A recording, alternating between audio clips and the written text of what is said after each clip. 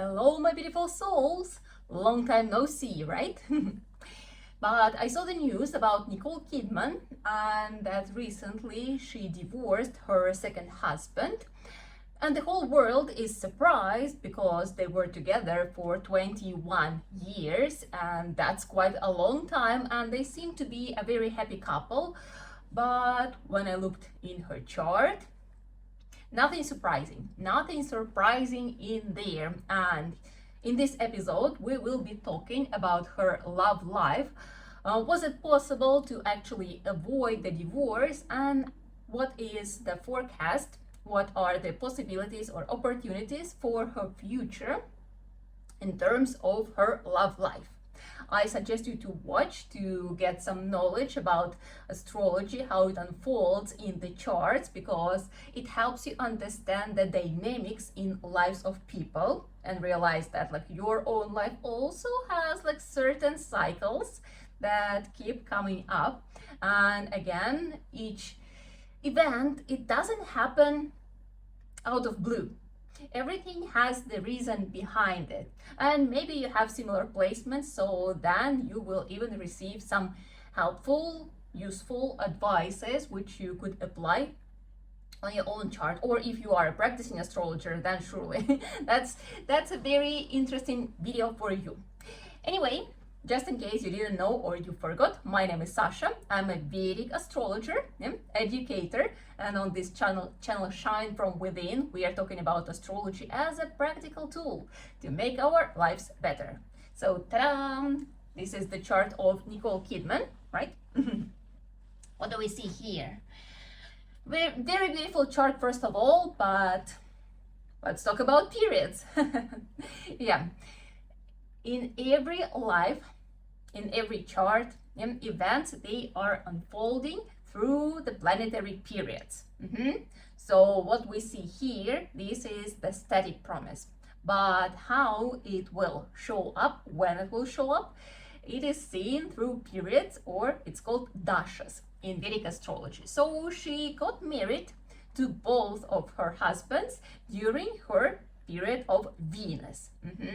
If you know a little bit about Vedic astrology, then maybe you know that Venus period lasts for 20 years. That's the longest period, and if you are a lucky one, then you have it somewhere in the middle of your life, like Nicole Kidman had. And so she had her big period of Venus from the age she was 19 or something. And you see that this Venus is not only located in the 10th house of career, which already gives us hints that career will be blooming, right? That career will be in artistic field that we see as well. This is the easiest way to interpret it. Of course, not everyone with Venus in the 10th house is going to be an actress, but potential is quite high to get realization in artistic field, because Venus is connected to art and such things, they are super obvious. But then Venus, it also creates Maharaja yoga, and so on. So there are reasons why she became a very famous actress. So because you could have a great career in artistic field, and at the same time you wouldn't be known all around the world. So anyway, Venus, it didn't only launch her career, but also Venus in general is supportive to getting into a relationship, to get married, to create a family, because Venus overall is a significator of relationships. So despite where your Venus is located, unless there are some super strong afflictions during Venus period, you surely will get married. And depending on your karma in love life, we can say, will it last, or maybe you will get married a few times. So unfortunately, she got married 2 times. I can straight away bring you another example. Another very famous actress who got married 3 times during her Venus period, Angelina Jolie. Very similar situation, a little bit different placements, but still very similar thing. So if you are in your Venus period, it means that everything is possible. If you somehow struggle with getting married, getting into relationship, then you really need to look at like your limiting beliefs. Yeah, like what is stopping you, because Venus is always supportive. Yeah, with that it's clear. So as soon as Venus period started, pretty much like after let's say a few months, yes, she met Tom Cruise. And you see Venus in the 10th house, so significator of relationship in the house of career, supports that people meet at work somewhere because of working agenda and something like this. Or it's also could be called supportive for spouses to work together. That's what they did many times. So yeah, great placement, great placement. By the way, if you do have your Venus in the 10th house, and not so long time ago, I had a consultation, and a woman with Venus in the 10th house, and she was working remotely. And she was asking like what to do with her love life, and my suggestion number one was like, okay, you need to go to events related to your work, because like the husband is in the working field, like somewhere there. Like yeah, anything, if like you don't have any kind of gathering events at your work, because as I said, remote work, like everyone is working remotely, so they don't really meet in people, they don't have this opportunity to get in touch, to catch the vibes, to charm someone. I was like, okay, so look for some events or maybe like conferences or something. Yeah, so you need to be out there with people, because this is an indication. Because like every time when I see such placement, and I've seen it a few times through consulting practice, and yeah, people always find husband at the working field during their like working process. So yeah, okay, we're done with this, where the husband came from. So yeah, as soon as Venus period started, she met Tom Cruise. Very soon they got married. And what then? If we look at the chart, okay, so let's look and analyze like when the problem could possibly come. Well, technically there are a few like struggling moments in here. Like first of all, there is Rahu in the 7th house. Yeah, it's the house of relationship. And when we see these axis of Ketu Rahu in the 1st and 7th house, this is always an indicator for some issues in relationship. Don't treat it as a negative meaning. Listen carefully, right? So the thing is that person comes to this life to actually figure out how to be in relationship, yeah? How to be yourself and at the same time be in relationship. So it means that person has some illusions, very strong illusions about what relationship is and how to build healthy relationships. So again, listen carefully. Yeah, so originally there is an illusionary vision, illusionary system of beliefs, yeah, mindset, but the goal is to realize, yeah, to dissolve this illusion and actually learn how to build healthy and happy relationships. So the first conclusion you need to withdraw from what I just said, that the person is absolutely capable of building healthy and happy relationships. And this is actually the goal. But surely to get somewhere, you need to experience certain issues. So of course, during sub-periods of Rahu, there surely will be turbulence. Yeah, things wouldn't be smooth. There will be this inner conflict, like what do I want, what I want in relationship, how I want to put it all together. Am I losing myself, or maybe I'm better without anyone, and so on. So there are a lot of, you know, like deep thoughts within, and yeah, the person needs to transform and find, like, look for the truth, look for I would say for the knowledge how to build relationships. Yeah, because it's really hard to build something if you don't know how to do that. Yeah, somehow nowadays people think that, like, oh, relationship, it's easy, I will just do it and it will somehow magically happen. And what do we have? lots of struggling people who don't understand what to do. And then they blame that everyone is incapable of building relationships and so on. Knowledge. You need to have a little bit of knowledge how to build relationships. Yeah. just in case you have similar placement or you're struggling. So the answer is very, very close to you. Yeah, you just need to pay attention and look for actually some knowledge how to build healthy relationships. Yeah, when you start from yourself, then like with your vibes, other people will be attracted and so on. So everything is possible. Yeah, getting back. Yeah, so okay, Rahu is problematic. Will definitely bring turbulence and inner conflict. Then the next one, yeah, the ruler of the 7th house is Mars, which is in the 12th house. 12th house of losses.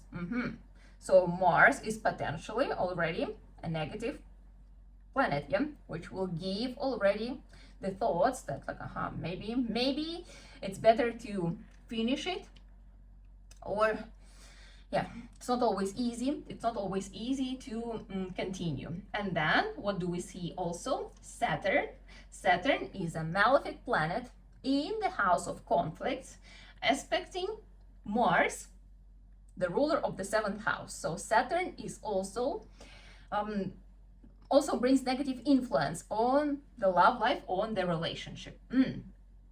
So a few of like triggering placements. So in August 1999, Venus-Saturn period started, and in February 2001, they separated.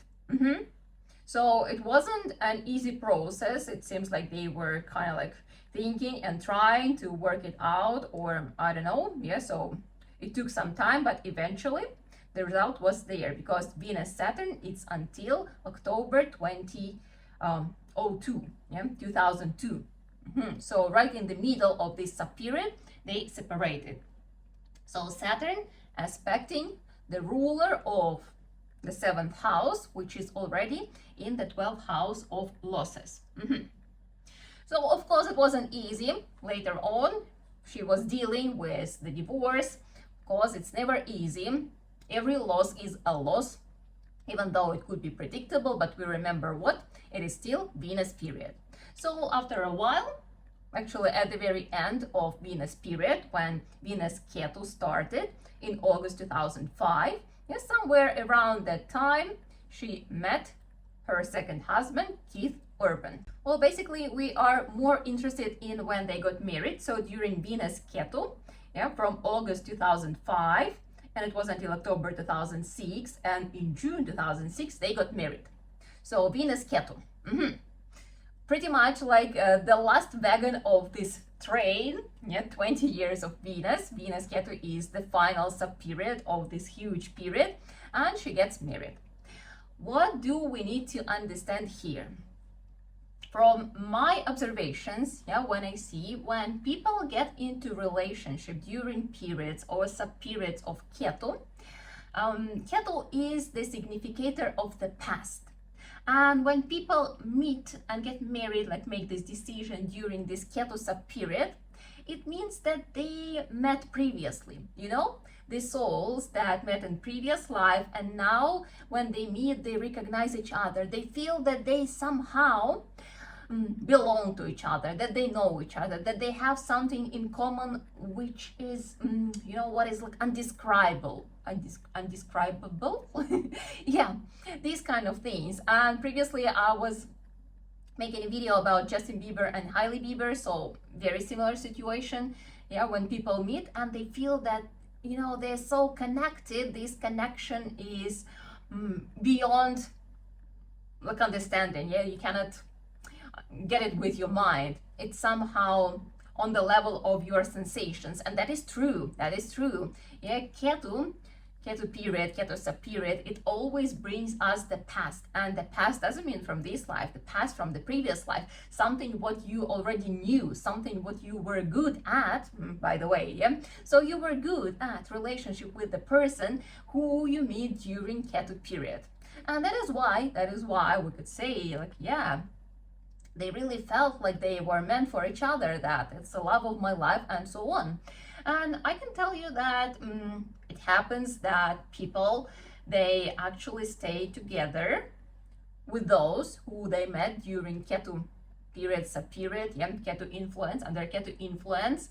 But at the same time, it means that you are not really working on your tasks, because we come here to work on our Rahu placements. Yeah, Rahu is the reason why we came back. So this is kind of like stalling, kind of like staying in this comfort zone. It could be like staying in comfort zone could be that like you still have some debts to another person, or the person is paying you back. Yeah, depends on the situation, yeah, on tendency in relationship. But like, yeah, there is still some connection, something, and as I said, like, it feels like it's comfortable, but it's not why we are here. It's not why we're here. That is why very often such relationships, I mean, like in percentage, I would say like 70% that people actually realize that it's something old and I came here for something new because I want to evolve. Yeah, and 30% that people, they like stay and they like really don't want to get out of this comfort zone. But a lot depends on the planetary periods, okay? And what is one of the most common illusions when there are such placements of Ketu and Rahu in the first and the seventh houses? There is tendency to codependent relationships. And by saying codependent, it means that like one person plays the role of a rescuer and other person plays the role of a victim. And that's pretty much what they had, because he had serious issues with substances abuse, right? And she was there for him, helping him get back to sobriety, getting back on his feet, yeah, becoming successful, like well-established musician, and so on. So yeah, tendency in relationships that like she is helping, so she is kind of in charge. And even from here, we could see this tendency that most likely, because the lessons are still there, the lessons were not learned, we could see that probably in her first marriage with Tom Cruise, and we know that Tom Cruise is a very controlling person, yeah? So he was very controlling, which probably made her feeling like very dependent. So probably it wasn't also easy to deal with. And then in her second relationships, she decided to play the upside down, because right now it's even known that Nicole Kidman, she made a contract with Keith Urban that she pays him $600,000 per each year of sober life. That's first of all quite a lot of money, and then don't you think that it's a very controlling position? It is a very controlling position, yeah. So when you stimulate your partner with such a big amount of money, kind of we could say like, oh, this is support, this is how she be. When you believe in person, you don't put such huge stakes. And you know, like when money are on the play, there is always some power games. And like from the chart, we could see that she has tendency to power games. A little bit. Not that she is like a super tyrant or something like this, but like, yeah. You know, when you rescue someone, you have expectations that this person is supposed to be somehow grateful and so on, and that like it's still like you kind of control the narration. Unfortunately, it doesn't work this way. And if you are playing such games with your partner, that like you are trying to rescue someone, this is always the path to nowhere. But then the question is when the system will collapse. So what do we see? After Venus period started the period of the Sun. So the Sun period was from October 2006 till October 2012. Yeah, Sun doesn't touch much the topic of relationships, so it was going as well. So tendency was there and it was going that way. It was touching the topic of kids. And yeah, that's what they were doing. They got both of their kids during this period. Yeah, first one through IVF, second one through surrogacy, but anyway, yeah, everything matched out. Then the next period was the period of Moon from October 2012 till October 2022, 10 years, yeah. Moon is already in debilitation. It's not that bad here, but still, Moon in such placement, in such chart, it gives this tendency to anxiety.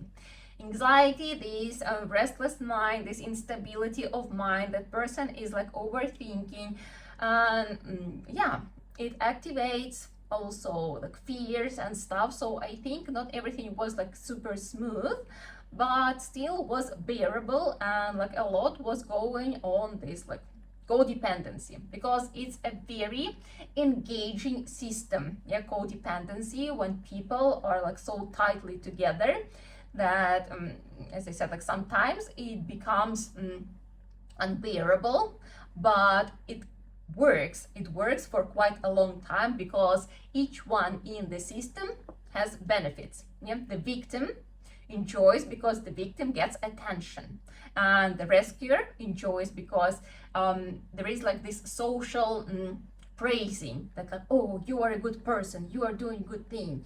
Yeah, so the victim's supposed to get attention and also be grateful. Yeah, the rescuer is an amazing person. So altogether everyone is beneficial, but as I said, it doesn't last forever. And what happened then? Mars period.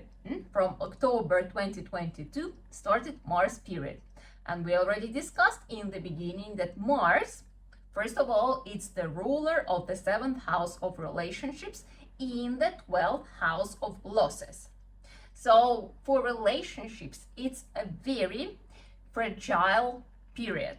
Yeah, so it's very sensitive, very turbulent, and I would say very vulnerable period. Let's talk in general. Does it always mean that relationships will end? When people are on the path of spiritual growth, when people understand how to build relationships, yeah, when people understand what is true love, yeah, not when you are trying to enjoy each other, but when you are actually serving and serving and serving, and with pure heart, not from this idea of rescuing someone. Yeah, true love is when you serve without expecting anything back, just because you can, yeah, just because you wish other person the best. Yeah. So in such situation, if both people in the couple are on the spiritual path of development, then they can surely go through such period. But it's not very often happening, especially in these like celebrity circles, yeah, that people are capable of going deeper, that people have some wise elders around who could help them with a proper advice and so on. So usually people get lost in such problems, and eventually, yeah, because like what happened? So Mars started, then like in March 2023 started Mars Rahu period. Yeah, so turbulence got even worse. Of course, it wasn't publicly, but it surely was in relationship. April 2024 started Mars Jupiter, so things got a little bit better. But then Mars 2025 started Mars Saturn. So Mars Saturn, it's from March 2025 until April 2026. So during this year, yeah, during this year gap, it was like the toughest moment, because Saturn, remember, it afflicts, it influences and strongly afflicts the ruler of the 7th house.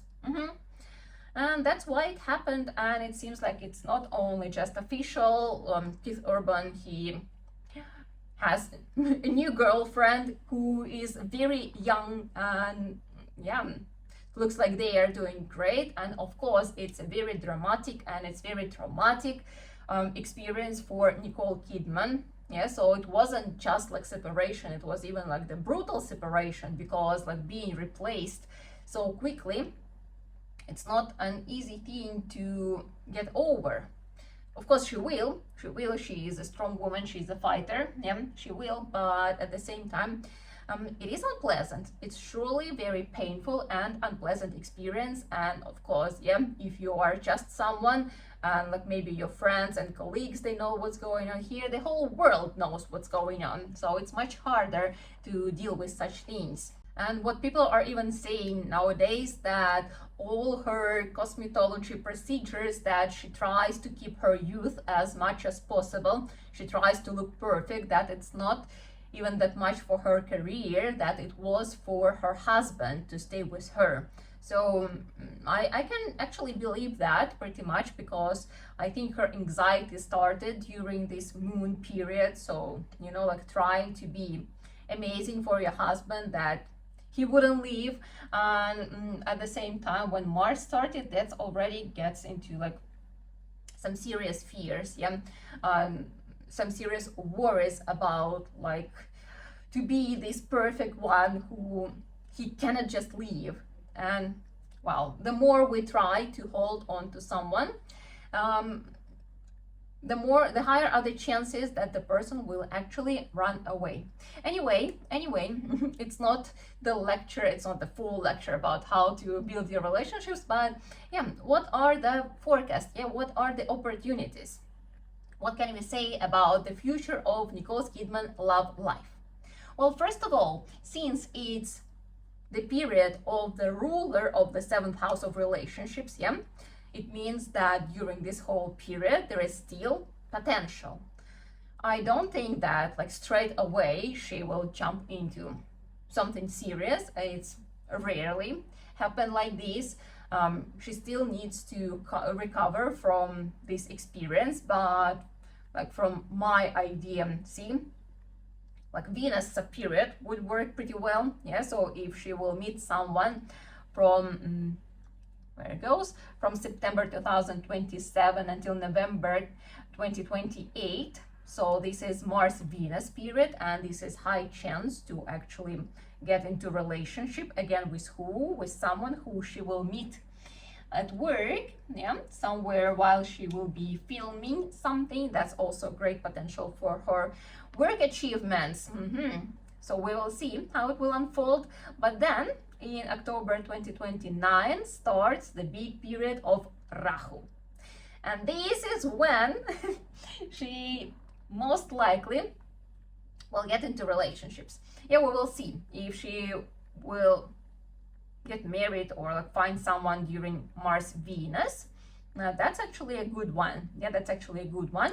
But she came here to meet someone. Well, let's look at her chart. Yeah, it's very obvious that Rahu, since it shows our desires from the previous life, and Rahu in the house of relationships, it means that the person came to actually learn how to be in relationships. Yeah, so her main karmic task, karmic lesson, one of, but still like very important one of the most important ones, is to actually build healthy and happy relationships. And the period which is like supporting learning this lesson, it starts in October 2029, when she will be 62 years old. This happens as well. Yeah, this happens. Sometimes people think it's like, oh, okay, I need to learn like when I'm in my 20s. Depends. All depends on your planetary periods and how they unfold. So for her, opportunities to actually become happy in relationships, really build it on a healthy foundation, it will start after she will turn 62 years old. Yeah, sometimes things happening like this. So it's very interesting, because for her it's Rahu in the house of relationships, but at the same time it's Rahu in Aries. So it means that she needs to understand who she is. So who she is in relationships.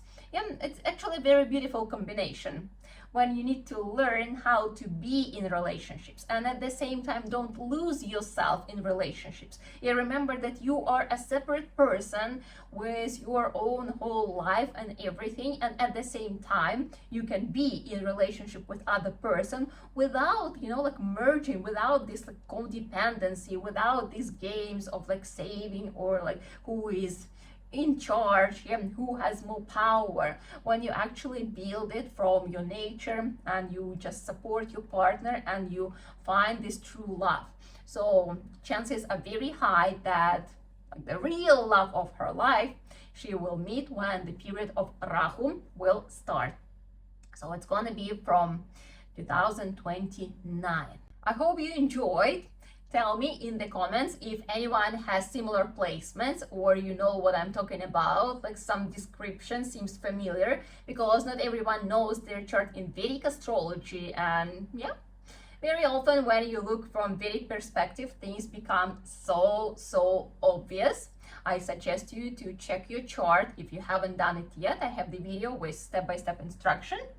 And yeah, let's finish as we always do. We chant mantra, which means may all beings in the world be happy. That's a very simple but very powerful spiritual practice, so don't skip it. Please sit up with a straight back, close your eyes. Loka samasta sukhino bhavantu. And if you want me to look at the chart of someone else, some other celebrities, or maybe unfold some topic, also please feel free to let me know in the comments. I'm super curious. I study charts like on a daily basis. Yeah, it's consulting, it's creating the course at the moment, and at the same time I'm just like always curious about what's going on, and I check charts, as I said, like on a daily basis. Usually there are like 3-4 charts like constantly rolling in my head while I'm getting prepared to something, or I was just curious. So please give me more ideas, so it would be interesting not only for me but for you as well. Thank you very much. See you soon.